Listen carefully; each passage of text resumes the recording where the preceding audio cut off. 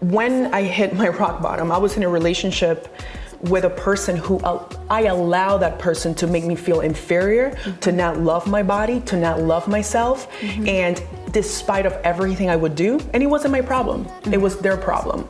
So how do you as a woman become confident and become like, hey, I know myself, I know my value. I'm not going to stand here and just take whatever however this person is offending me, or how this person is pretty much treating me. Yeah. So imagine in a country by yourself as an immigrant, not really knowing the culture, being in a relationship that you know you shouldn't be in, not really doing the right things. I was spiraling. Yeah. It was just an unfortunate situation in which I knew the things that I needed to do. Work became important, more important than certain things that should have been more important. Like because again, how do you stay, of course, and how do you stay in a country paying your bills when you told your parents you're gonna stay in this country on your own? How do you make this happen? So going to school, working full time, being in a horrible relationship, not feeling good about yourself and feeling lost.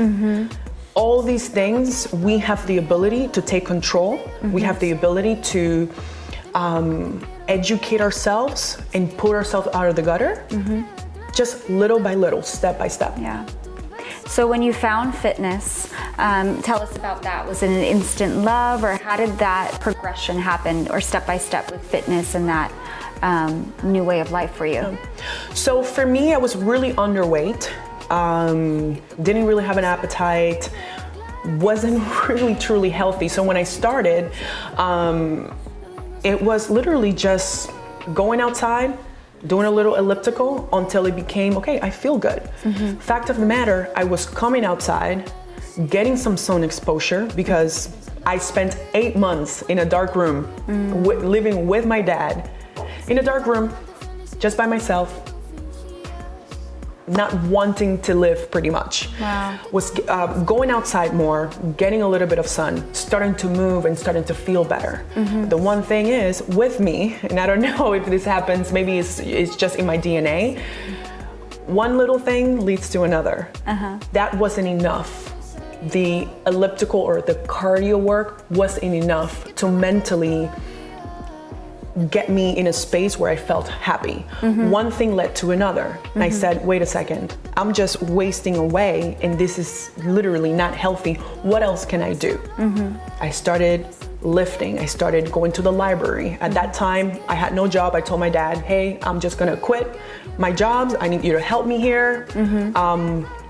And this is not part of the story, but he had come back to the States. It's a lot to say, but had come back to the States. I had quit my job. I was in just such a depressive state that I said, I don't want to do anything. I don't want to work. I don't want to leave this house.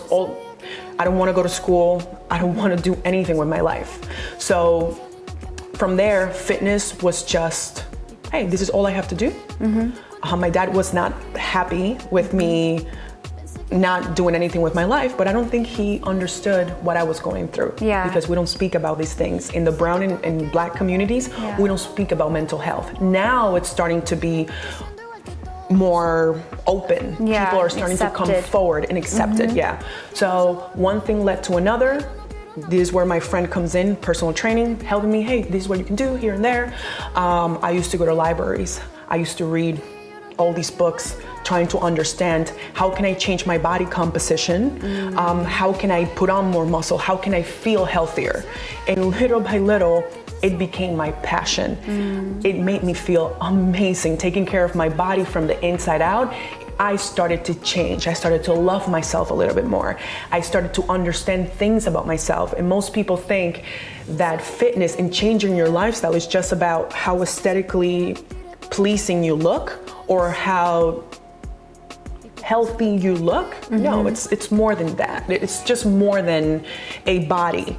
For me, it cleared my mental health. It gave me purpose. It gave me structure. It gave me the understanding that every time I would fail and not at not being able to understand a certain movement, or maybe not hit 3 push-ups. When I first started, I couldn't even do half a push-up, right?